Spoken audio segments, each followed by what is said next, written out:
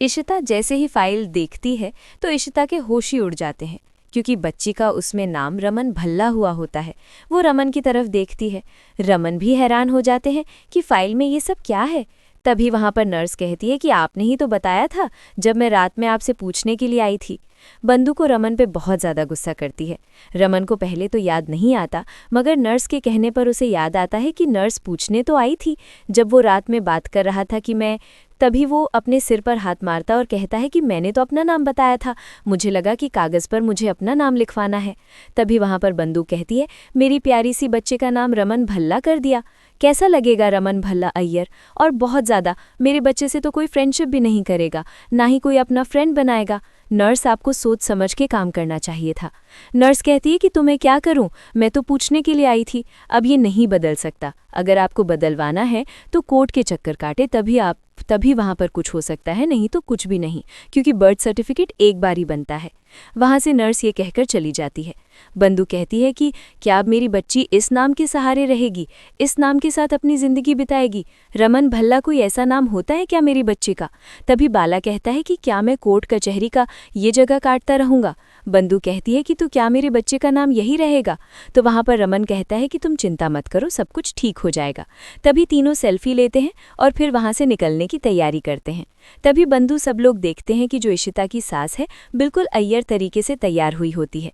तभी उसकी सास कहती है कि तुम्हारी माँ नहीं है तो क्या हुआ, तुम्हारा स्वागत बिल्कुल वैसे ही होगा, और तुम्हारी माँ की कमी ना महसूस हो, इसीलिए तो ये तैयारी की है। और तभी वहाँ वो अपने पति से कहती है कि चलो रिकॉर्डर चला दीजिए। तभी वहाँ पर अय्यर की तरह बिल्कुल साउंड वगैरह चला दिया जाता है और तिलक वगैरह करती है और सबको आशीर्वाद देती है। बच्ची को भी तिलक वगैरह करती है और सब लोग फैमिली वाले बहुत ज़्यादा खुश होते हैं। फिर वो सब लोग अंदर की तरफ आ जाते हैं। पूरी फैमिली बहुत ज़्यादा खुश होती है और साथ ही साथ बंदू भी बहुत ज़्यादा खुश होती है। तभी वहाँ पर रमन कहता है कि माँ, कभी कभी पापा के लिए ऐसे सज लिया करो। तभी वहाँ पर उसके पापा कहते हैं कि तू भी ना रमन, क्या बात करता रहता है। इतने में बंदू का बेटा उसके लिए सरप्राइज़ लेके आता है अपनी छोटी सी बहन के लिए, और मेहिका और सब लोग जो है उसके लिए पालना ले आते हैं। पालने में उसे लेटा देते हैं। इतने में हम देखते हैं कि आदि विनय को देखते हैं जो कि कॉफ़ी शॉप में बैठे हुए होते हैं। तभी आदि कहता है कि छुट्टी कितनी जल्दी से बीत गई, पता नहीं चला ना। तभी वो देखता है कि कॉफ़ी तो बहुत ज़्यादा महंगी है, मगर तभी वो कहता है कि मेरे पास इतने पैसे भी नहीं हैं। मम्मा सही कहती है कि मुझे अपनी पढ़ाई पर ध्यान देना चाहिए, क्योंकि मैं इतने पैसे भी अफोर्ड नहीं कर पा रहा हूँ। तभी मिनी कहती है कोई बात नहीं, मैं अपने पैसे खुद दे दूंगी। दूसरे सीन में हम देखते हैं कि इशिता आती है दूध पिलाने के लिए, अपनी बहन को दूध दे देती है और कहती है कि तुम दूध पियो, इसे मैं चुप कराती हूँ। मगर जो छोटी बच्ची होती है बिल्कुल चुप हो ही नहीं रहती है। फिर बाला आ जाता है। फिर बंदू कहती है कि पता नहीं क्यों रोई जा रही है। अब लोग एक एक करके बच्चे को चुप कराने लग जाते हैं। तभी इशिता की सास आती है और कहती है कि किसी को नहीं आता, इतने सारे बच्चे मैंने पैदा किए हैं तो मैं करवाती हूँ। इतने में इशिता की सासें भी चुप नहीं होती है, फिर उसके नाना भी चुप करवाते हैं, मगर कुछ नहीं होता है। तभी बंदू कहती है मुझे पता है क्यों रो रही है, क्योंकि इसका नाम रमन भल्ला जो रख दिया है, मेरी प्यारी बच्ची का उसे भी पता चल गया, मेरी चीकू को उसका नाम रनम भल्ला है। तभी इशिता कहती है कि इतना बुरा भी नाम नहीं है। बंदू कहती है कि तुम्हारे पति ने देखो क्या नाम रख दिया मेरी बच्ची का, तभी तो इतनी रो रही है। थोड़ी देर में रमन आ जाता है और रोमी से कहती है कि तू ऐसा कर, है ना, जो पिज्ज़ा है ना ऑर्डर कर दे। तभी इतने में रोमी के पास फ़ोन आता है नर्स का कि जो तुम लड़की ढूंढ रहे थे ना सारिका के नाम की, वो आ चुकी है, यहाँ पर यहीं है, जल्दी से आ जाओ। रोमी कहता है कि मैं जल्दी से आता हूँ। रोमी वहाँ के लिए निकल जाता है। विनय कहती है कि क्यों ना मूवी देखने के लिए चलते हैं। तभी वहाँ पर मूवी देखने के लिए जाते हैं तो मूवी देखने के लिए अलाउ ही नहीं करते हैं इन दोनों को। फिर बिनी कहती है कि क्यों ना तुम मेरे घर पर आकर मूवी देखें, मगर आधी शांत हो जाता है। फिर उसकी मम्मा का फ़ोन आता है बिनी का कि मैं बाहर जा रही हूँ और तुम्हारा खाना मैंने माइक्रोवेवन में रख दिया है तो गर्म करके खा लेना। तो बिनी कहती है कि कोई भी घर पर नहीं है, तो ऐसा करते हैं कि हम दोनों मूवी देखते हैं। तो आदि कहता है कि ठीक है, तो दोनों चले जाते हैं मूवी देखने के लिए। इतने में हम रमन को देखते हैं जो कि बच्ची को ले आता है और कहता है कि लाओ मैं चुप करवाता हूँ। वहाँ फिर वो पंखे के नीचे खड़ा हो जाता है और कहते हैं कि तुम्हें पता है बच्ची को गर्मी लग रही थी, रूही को भी मैं ऐसे ही चुप करवाता था, सब लोग कहते हैं कि बच्ची को ऐसे डायरेक्ट पंखे के नीचे नहीं लाते हैं। तभी वहाँ पर रमन कहता है कि ऐसा कुछ भी नहीं होता, बच्ची को गर्मी लगती है ना तो सभी ऐसे चुप होते हैं। तू क्या बात कह रही है, तुझे भी सिम्मी ना मैं पंखे के नीचे ऐसे ही सुलाता था। तभी वहाँ पर सब लोग खुश होते हैं और बच्ची भी चुप हो जाती है। फिर वहाँ पर रमन बच्ची को ले जाता है। तभी वहाँ पर इशिता कहती है क्या टैलेंट है।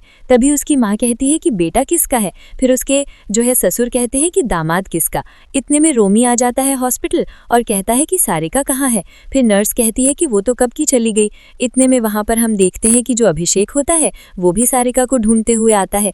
रोमी के बारे में पता चलता है कि वो भी सारिका को ढूंढ रहा है तो उसे थोड़ी गड़बड़ी लगती है।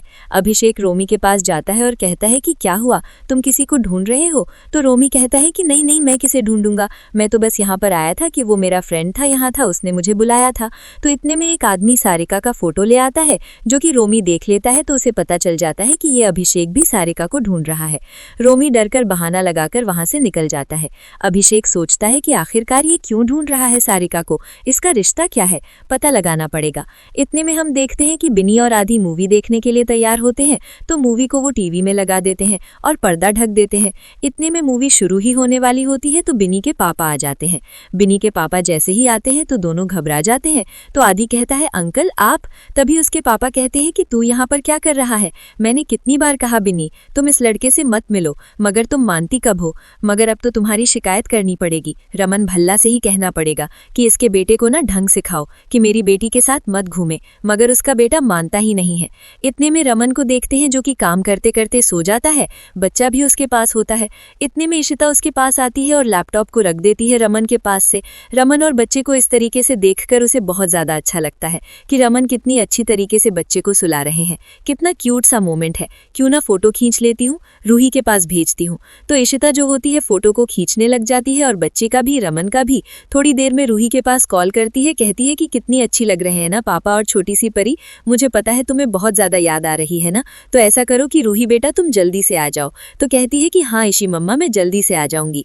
इतने में रमन के फ़ोन पर फ़ोन आता है। नीलू फ़ोन को इशिता को देती है। इशिता कहती है कि वो तो सो रहे हैं, मैं ही उठा लेती हूँ। तो वो जैसे ही उठाती है तो जागरा फ़ोन करता है और कहता है कि तुम अपने बेटे को संभालो, तुम्हारे बेटे मेरे बेटी के साथ क्या कर रहा है। मैंने कितनी बार कहा तुमसे, मगर नहीं, अपने बेटे को समझा लो। मगर नहीं, अब तो पुलिस ही इस लड़के को समझाएगी, अभी मैं पुलिस को बुलाता हूँ। तभी इशिता डर जाती है और घबरा जाती है क्योंकि जागरा धमकी दे देता है कि अब पुलिस आदि को पकड़ने के लिए आएगी। इतने में एपिसोड की एंडिंग हो जाती है। वीडियो पसंद आई हो तो लाइक कीजिएगा, चैनल को सब्सक्राइब कीजिएगा। मिलते हैं एक नए एपिसोड नई वीडियो के साथ।